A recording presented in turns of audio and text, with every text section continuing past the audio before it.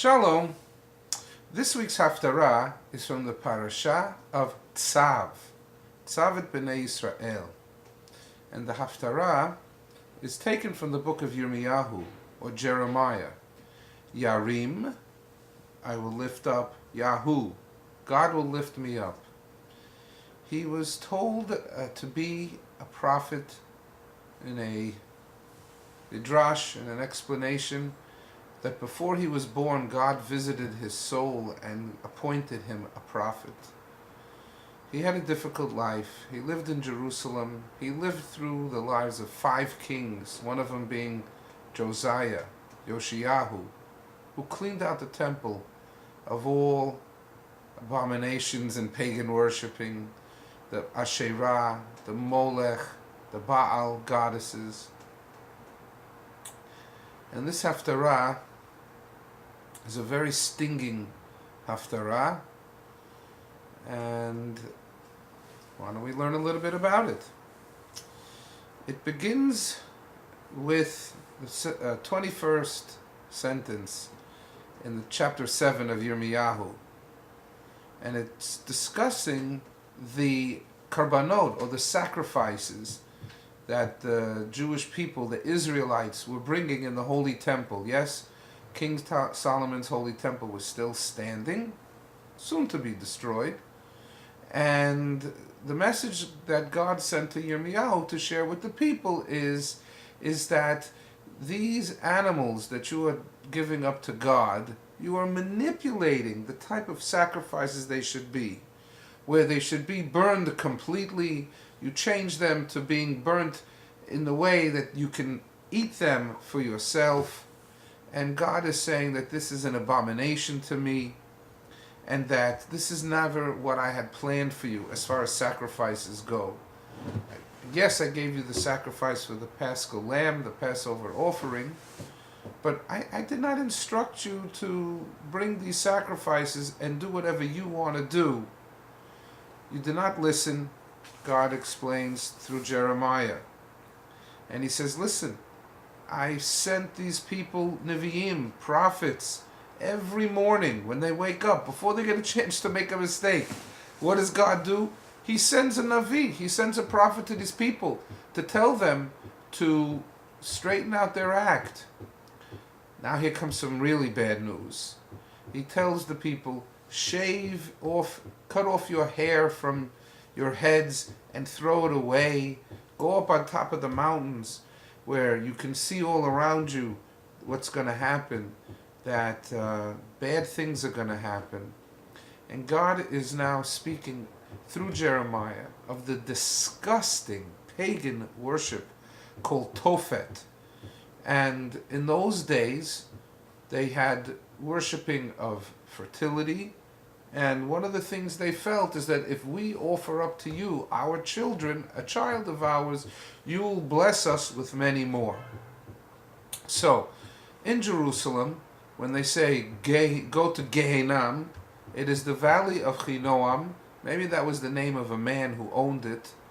It became a phrase that literally means go to hell. And what went on in this hell-like place? Well, this was initially a garbage dump, and the fire was burning all the time in this valley, and they would do this Molech worshipping. They had this ox or bull, cast iron or some kind of metal statue that had its arms held out, this animal, or it had some sort of stomach that was open with flames in a furnace. And they would bring the children, and in order for the parents not to hear the screams of the baby, they would bang the drums, a tophet. So the children, when they were screaming, wouldn't be heard by their parents. And God says through Jeremiah, he says that this valley of Hinnom is going to be known as the valley of slaughter. He said that there will be so many people dead that they can't even be buried, that the birds are going to come and eat off the meat from their bones. And that bizarre pasuk, where normally we sing a happy song, Kol Sason veKol Simcha, Kol Chatan veKol Kala, when you have the 7 blessings, when you make Shiva Brachot, the 7 blessings for the week after someone gets married, you say this pasuk. But here, instead of it being this great rejoicing and the sound of singing for the bride and the groom, says that will stop in the city of Jerusalem, in the state of Judea. The 10 northern tribes are long gone.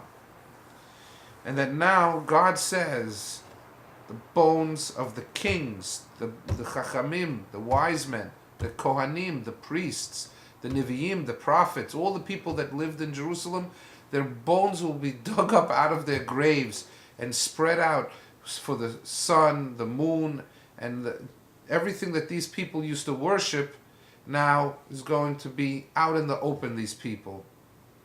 It's going to be so bad. It says that being dead is better than being alive, and that these people will regret ever being born.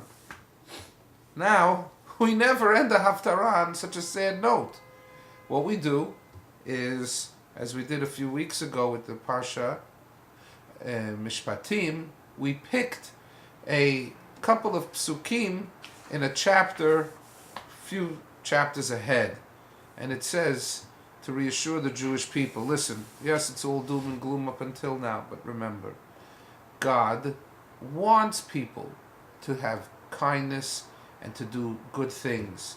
So it says a man, very interesting, it says a man should not be, I'm smart, should not say, I'm a warrior, I'm strong, not saying, I'm rich, I have lots of money. That's not your claim to fame. The claim to fame is, I am a pious person. I believe in God. I pray to God, and all my blessings and all the good things come from God. That is a man's claim to fame. That is what man and a woman, obviously, should be known for. And it is God that acts kindly, justly, and righteously, with chesed, mishpat, and tzedakah. So this is the uplifting message in the conclusion of the Haftarah. Shabbat Shalom. You can enjoy the last 2 psukim. Thank you.